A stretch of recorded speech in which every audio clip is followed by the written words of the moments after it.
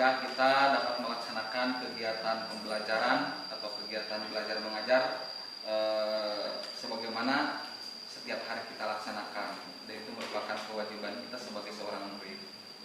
Selanjutnya pada kesempatan hari ini, sebelum kita dilanjutkan pada kegiatan pembelajaran, marilah kita berdoa dulu kepada Allah Subhanahu wa taala. Berdoa dalam hati masing-masing, disilakan mulai.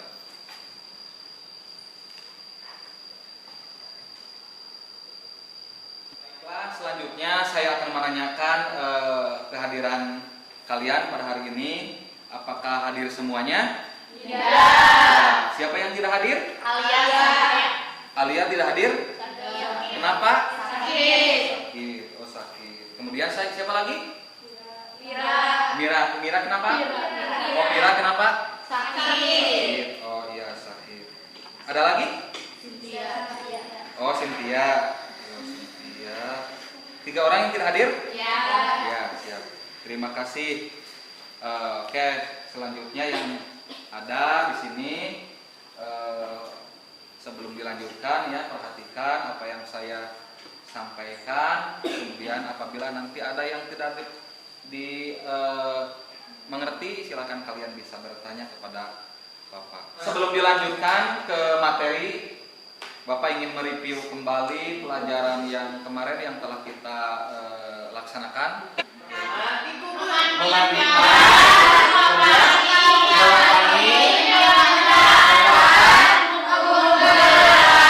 Oke, terima kasih. Berarti kalian masih ingat terkait tentang materi yang kemarin. Oke, untuk sekarang bisa dilanjutkan untuk materi selanjutnya? Bisa. Oke, siap ya. Kalian perhatikan. Di sini Bapak akan menjelaskan materi selanjutnya, yaitu terkait tentang perkembangan peradaban Islam pada masa kejayaan. Ya, perlu kalian ketahui. Nanti sebelum Bapak menjelaskan lebih dalam lagi terkait materi ini, nanti Bapak akan memperlihatkan atau menayangkan video. Silahkan kalian analisis apa yang terdapat dalam video tersebut.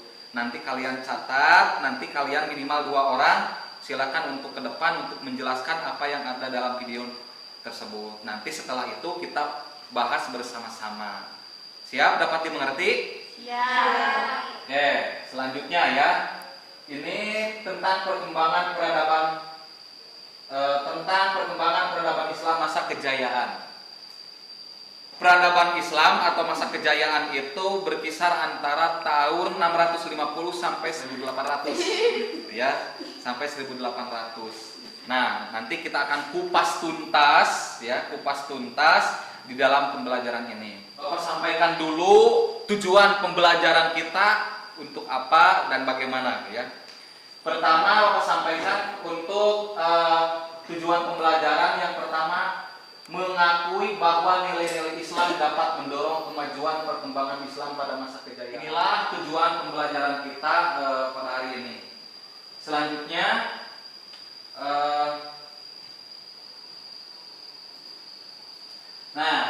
pembahasan materi terkait tentang perkembangan peradaban Islam pada masa kejayaan ini. Pertama, perkembangan Islam pada masa kejayaan Bani Umayyah atau Umayyah ya. Subtopiknya terkait tentang perkembangan Islam pada masa kejayaan Umayyah atau Bani Umayyah. Kemudian hikmah dan manfaat perkembangan peradaban Islam masa kejayaan. Kemudian yang ketiga, contoh-contoh kemajuan perkembangan peradaban Islam pada masa kejayaan. Nah, ini yang akan kita bahas ya. Kemudian selanjutnya,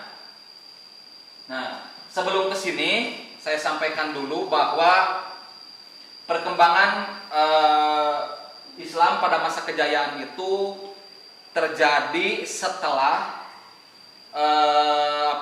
Khulafaur Rasyidin. Ya, pertama Islam itu pada masa Rasulullah. Yang kedua pada masa siapa? Yang kedua pada masa siapa? Sejarah Islam itu Khulafaur Rasyidin. Siapa saja Khulafaur Rasyidin itu? Khalifah siapa? Abu Bakar, Umar, Utsman, Ali. Nah, itu Khulafaur Rasyidin. Ya. Kemudian setelah itu kekhalifahan pertama, ya, kekhalifahan pertama karena itu pada masa Khulafaur Rasyidin, ya, pada masa sahabat. Yang kedua, yang pertama kekhalifahan itu pada masa Umayyah, ya. Jadi sekali lagi saya jelaskan, masa Rasulullah, perkembangan peradaban Islam itu ya, masa Rasulullah, kemudian pada masa Khulafaur Rasyidin, kemudian Umayyah. Kalau bingung tentang Umayyah, nah kita jelaskan di sini. Oke. Sebelum ke Umayyah, ya. Ini ada pendapat para ahli, terutama yang dikemukakan oleh Harun Nasution. Harun Nasution berpendapat dalam bukunya berpendapat yang berjudul Perkembangan Peradaban Islam dilihat dari aspek-aspeknya, ya, dilihat dari aspek-aspeknya. Itu menurut Harun Nasution. Yang pertama menurut Harun Nasution itu bahwa perkembangan peradaban Islam dibagi menjadi 3 periode, ya, dibagi menjadi 3 periode. Periode pertama yaitu periode klasik. Periode klasik yang dibagi ke dalam 2 fase, ya. Periode klasik itu dibagi ke dalam 2 fase. Yang pertama fase ekspansi dan integrasi. Ekspansi itu perluasan wilayah, ya, perluasan wilayah. Sekali lagi, yang pertama periode klasik itu fase ekspansi dan integrasi. Kalau integrasi apa? Perpindahan apa? Penduduk, imigrasi. Kalau integrasi apa?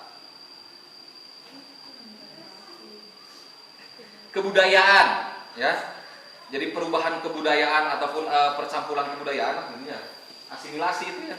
Periode klasik, ya, menurut Harun Nasution itu yaitu fase ekspansi dan integrasi. Jadi ekspansi itu perluasan wilayah dulu dengan penyerangan sehingga dapat menguasai wilayah tersebut.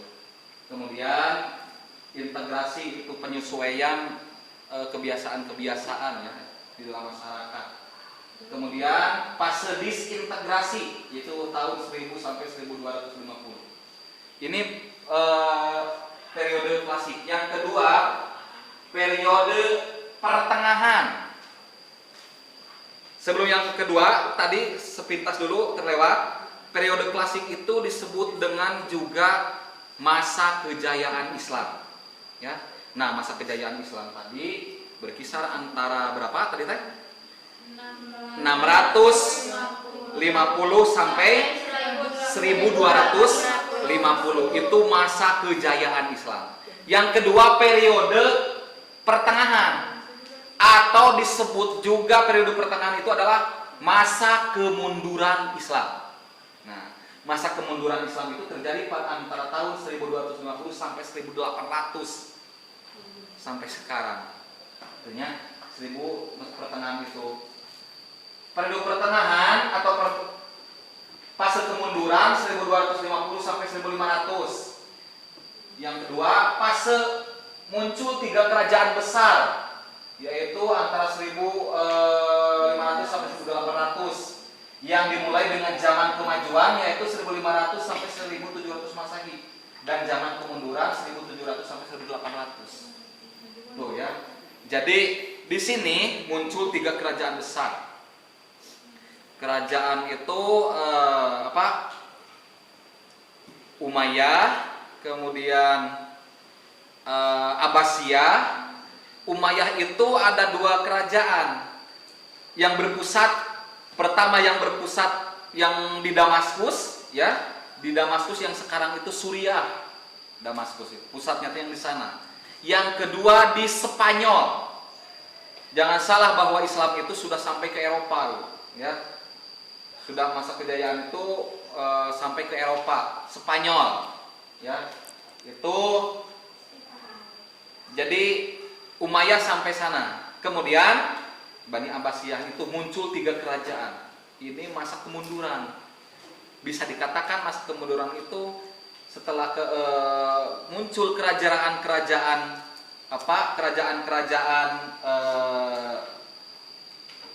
kerajaan, maka berdiri kerajaan-kerajaan kecil atau yang termasuk wilayah Umayyah itu menjadi istilahnya teh banyak yang istilahnya teh keluar telah membentuk kerajaan-kerajaan baru gitu. Kemudian yang terakhir fase periode modern. Nah, periode modern antara 1800 sampai dengan sekarang itu masa perkembangan peradaban Islam. Jadi 3 periode. 1 periode klasik disebut juga masa kejayaan, kemudian periode pertengahan disebut juga dengan masa kemunduran, kemudian yang ketiga periode modern sampai dengan sekarang. Periode modern merupakan kebangkitan umat Islam yang ditandai dengan munculnya para pembaru Islam. Mikir merenang, kan? Mikir, banyak yang mikir Islam teh kenapa merenang Islam seperti ini, ya, mundur seperti ini, maka banyak timbul para pemikir. Tuh, oke. Sebelum dilanjutkan materi, kita lihat dulu ya, simak, telaah apa yang terdapat dalam video tersebut, kemudian tulis ya. Kemudian tulis, silakan apa yang terdapat di dalam video tersebut, nanti perwakilan 2 orang silakan untuk ke depan nanti. Ya, kita simak dulu video berikut ini.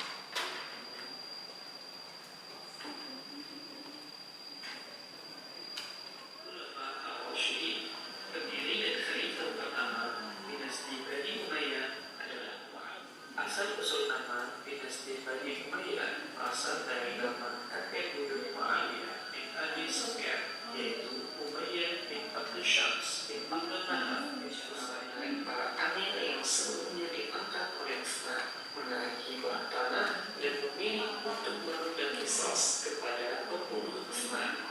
Namun kemudian maka berdirilah dinasti Bani Umayyah. Kemudian masa kejayaan Islam ini terjadi pada tahun 650 sampai 1050. Kurun waktu itu terdapat 2 kerajaan besar, yaitu kerajaan Umayyah, dan kerajaan Abbasiyah. Tadi Umayyah sedikit sudah saya jelaskan. Untuk pembahasan Daulah Bani Abbasiyah nanti di pelajaran selanjutnya atau di jam berikutnya ya kita bahas. Kemudian selanjutnya, oke, sebelum ke pembahasan kita tampilkan dulu perwakilan dari siswa untuk mereview tadi hasil pembahasan mengenai menelaah atau menyimak dari video. Silakan. Oke, silakan.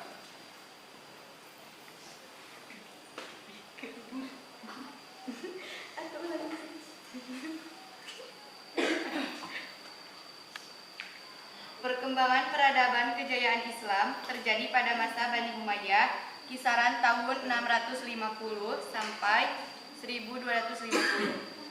Kekuasaan Umayyah dimulai dari peristiwa takhim atau penyerahan kekuasaan dari Hasan bin Ali, putra dari Khalifah Ali bin Abi Thalib. Kemudian Muawiyah dipimpin oleh Muawiyah bin Abi Sufyan sebagai khalifah pertama atau disebut dengan Muawiyah I. Kemudian, di masa Muawiyah mengalami kemajuan diantaranya dalam bidang ilmu politik, ekonomi, filsafat, dan bidang pendidikan. Kemudian di masa Muawiyah mengalami kemajuan diantaranya dalam bidang ilmu politik, ilmu ekonomi, filsafat, pendidikan, arsitektur, sosial, dan bidang militer. Silakan duduk kembali. Terima kasih kepada perwakilan siswa yang telah menyampaikan hasil reviewnya ataupun hasil dari menelaah dan menyimak dari video. Silakan dari yang kedua, perwakilan yang kedua. Silakan untuk menyampaikan hasil telah video. Silakan.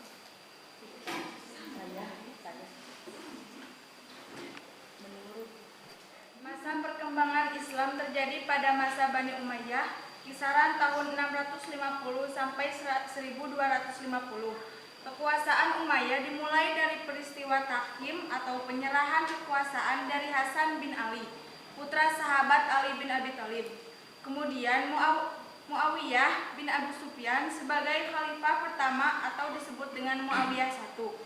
Kemudian di masa Muawiyah mengalami banyak perkembangan dan kemajuan, diantaranya dalam bidang ilmu politik, ekonomi, filsafat, agama. Masa perkembangan Islam terjadi pada masa Bani Umayyah, kisaran tahun 650 sampai 1250 Masehi. Kekuasaan Umayyah dimulai dari peristiwa takhim atau penyerahan kekuasaan dari Hasan bin Ali, putra sahabat Ali bin Abi Thalib. Kemudian Muawiyah bin Abi Sufyan sebagai khalifah pertama atau disebut dengan Muawiyah I. Kemudian di masa Muawiyah mengalami banyak perkembangan dan kemajuan, diantaranya dalam bidang ilmu politik, ekonomi, filsafat, pendidikan, arsitektur, sosial, dan militer. Dan hikmahnya yaitu ciptanya persatuan umat Islam, kemudian penyebaran agama Islam yang sampai ke Andalusia Spanyol, dan Spanyol menjadi pintu penyebaran Islam ke Eropa. Kemudian berkembangnya ilmu arsitektur dan ilmu pengetahuan alam. Terima kasih ya kepada perwakilan yang kedua yang telah menyampaikan hasil review videonya ataupun hasil menyimak videonya. Ya.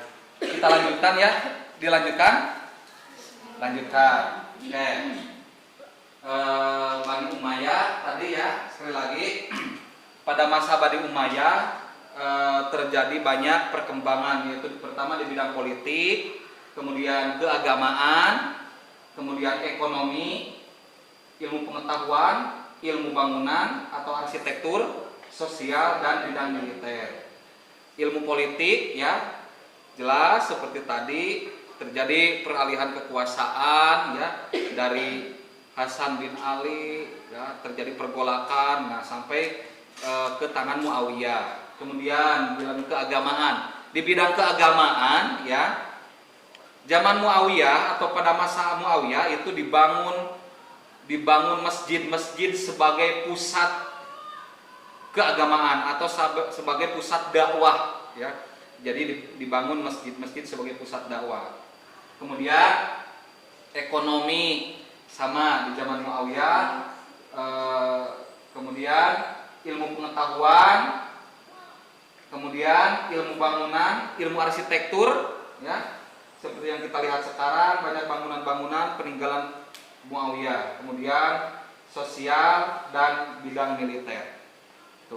Kemudian selanjutnya Bani Abbasiyah sepintas kita bahas saja ya. Jadi setelah Muawiyah, kemudian faktor yang mempengaruhi kemajuan pada masa Bani Umayyah ada dua faktor. Yang pertama faktor internal dan yang kedua faktor eksternal. Faktor internal pertama konsistensi dan istiqomah umat Islam kepada ajaran Islam. Ya, jadi pada zaman Bani Umayyah konsisten. Jadi masyarakat pada zaman Bani Umayyah konsisten terhadap ajaran Islam. Kemudian ajaran Islam yang mendorong umatnya untuk maju. Ajaran Islam yang mendorong umatnya untuk maju, sebagaimana yang diperintahkan oleh Allah Subhanahu Wa Taala bahwa kita itu harus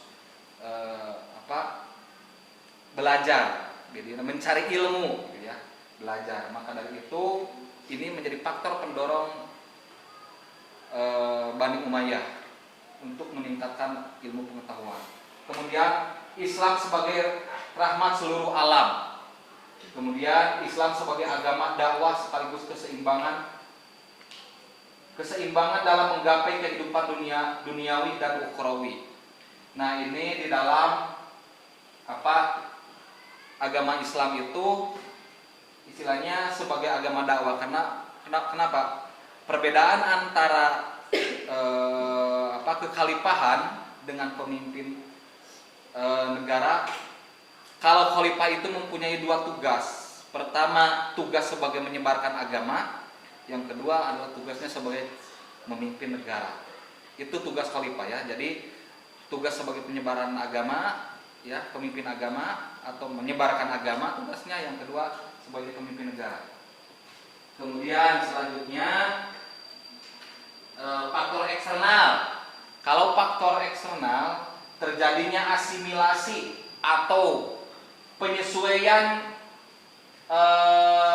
atau peleburan sifat asli yang dimiliki dengan sifat lingkungan sekitar. Artinya gini, sifat-sifat atau kebiasaan masyarakat asli itu seiring berjalannya waktu itu mulai hilang dengan dengan terjadinya asimilasi atau munculnya kebudayaan baru, sehingga terjadilah istilahnya perubahan kebudayaan di dalam masyarakat tersebut. Atau bisa dikatakan campur aduk ya, asimilasi itu campur adukan kebudayaan ya. Kemudian karena dari itu dalam asimilasi contohnya Persia banyak berjasa dalam bidang pemerintahan, perkembangan filsafat dan sastra. Nah, ini terutama dalam bidang ilmu filsafat dan sastra yang sehingga kesini melahirkan banyak filosof-filosof Muslim, ya, dari filosof Yunani. Tuh, contoh faktor eksternal. Adanya yang kedua, gerakan terjemahan pada masa periode klasik, penerjemah kitab-kitab asing. Artinya gini, ketika zaman Yunani kuno, ya, ketika zaman Yunani terdapat para filosof-filosof sebelum Masehi seperti siapa? Aristoteles, kemudian Thales, kemudian nah itu filosof-filosof klasik. Ketika zaman Islam adanya para pemikir, ya, itu istilahnya digali kembali oleh para filosof-filosof Muslim. Seperti sini. Faktor lain disebabkan oleh gerakan ilmiah, ya. Selain tadi faktor terjemahan, ya. Kemudian faktor lain disebabkan oleh gerakan ilmiah atau etos keilmuan dari para ulama yang pada periode klasik, yaitu melaksanakan Al-Quran secara maksimal. Di dalamnya banyak ayat yang menyuruh kita menggunakan akal untuk berpikir. Nah, itu yang menjadi dasar para filosof Muslim untuk sehingga Islam menjadi tumbuh berkembang. Kemudian melaksanakan isi hadis, ya, melaksanakan isi hadis. Banyak hadis yang menyuruh kita untuk terus menerus menuntut ilmu. Itu ya, yang menjadi faktor pendorong gerakan para pemikir. Kemudian siapa saja para pemikir tersebut, ya? Nah, pertama, tokoh-tokoh Islam dalam ilmu pengetahuan. Pertama, Al-Kindi, ya. Al-Kindi dalam ilmu filsafat, ya. Dalam ilmu filsafat yaitu Al-Kindi, kemudian Al-Farabi, kemudian Ibnu Bajjah, kemudian Ibnu Tufail, Ibnu Sina, kalau dalam bahasa Eropanya lah Avicenna, ya. Kemudian Al-Ghazali, Ibnu Rushd. Nah, ini adalah tokoh-tokoh Muslim, ya, di dalam bidang ilmu filsafat. Mereka menggali atau menggali dari pemikir-pemikir filsafat Yunani. Beliau menerjemahkan kitab-kitab istilahnya terdahulu lah, gitu. Istilahnya menggali kitab-kitab terdahulu. Itu sehingga lahirlah filosof-filosof Muslim. Kemudian di bidang kedokteran ada Jabir bin bin Hayyan, kemudian Hurain bin Ishaq, Tabi bin Qura, kemudian Ar-Raji atau Rajes. Ini dalam bidang kedokteran. Kemudian dalam bidang matematika Umar Al-Faruqan, kemudian Al-Khawarizmi atau Al-Khawarizmi. Itu ahli dalam bidang matematika. Jangan salah bahwa Islam pun juga punya tokoh filsuf muslim yang terkenal. Kemudian selanjutnya di bidang astronomi ada Al-Faraji, Al-Ghatani, kemudian Abu Wafa, kemudian Al-Fargoni atau Al-Farbianius. Ini dalam bidang astronomi. Kemudian dalam seni ukir yaitu Badr dan Tariq. Ini dalam seni ukir. Kemudian selanjutnya dalam bidang tafsir. Nah, seperti yang kita kenal dalam bidang tafsir atau hadis, satu Ibnu Jarir At-Tabari, Ibnu Atiyah Al-Andalusi, kemudian As-Sunda, Muqatil bin Sulaiman, kemudian Muhammad bin Ishaq dan lain-lain. Ini dalam bidang tafsir. Kemudian dalam hadis, Imam Bukhari, Imam Muslim, Ibnu Majah, Abu Dawud, At-Tirmidzi. Nah, ini di dalam ilmu hadis. Jadi beliau itu belajar dari istilahnya menerjemahkan kitab-kitab terdahulu. Kalau dalam bidang filsafat tadi ya, seperti filsafat Yunani kuno. Kemudian yang menggali ilmu-ilmu hadis ya, sehingga lahirlah para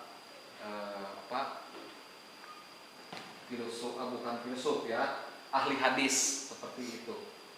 Kemudian selanjutnya, nah ini hanya akan saya kenalkan saja terkait tentang siapa saja tokoh-tokoh tersebut. Tadi ilmu Rusyid ya, nama lengkapnya adalah Abdul Walid Muhammad bin Rusyid, lahir di Cordoba, Spanyol. Ini orang Spanyol ya. Tuh, lahir di Cordoba, Spanyol, Ibnu Rusyid. Kemudian ini adalah Al-Ghazali ya, Al-Ghazali. Beliau banyak mengarang buku dan yang banyak yang terkenal ya. Ini Al-Ghazali. Kemudian Al-Kindi ya, nama lengkapnya Yaqub bin Ishaq Al-Kindi, lahir di Kufah pada tahun 805 Masehi. Kemudian Al-Farabi ya, nama lengkapnya adalah Abu Nas Muhammad Ibnu Tarkan Ibnu Qullah. Kemudian Ibnu Sina atau disebut dengan Avicenna, kalau dalam bahasa Eropanya adalah Avicenna ya. Ibnu Sina. Kemudian selesai. Itulah materi tentang hari ini. Semoga apa yang saya sampaikan, semoga kalian dapat mengambil hikmah dan pelajaran dari penyampaian materi tersebut. Demikianlah. Ada yang pernah dapat pertanyaan? Tidak, ya, tidak ada pertanyaan. Marilah kita tutup kegiatan ini dengan membacakan hamdalah bersama-sama.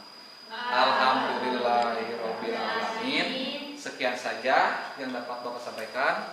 Terima kasih atas waktunya. Terima kasih. Assalamualaikum warahmatullahi wabarakatuh. Waalaikumsalam warahmatullahi wabarakatuh.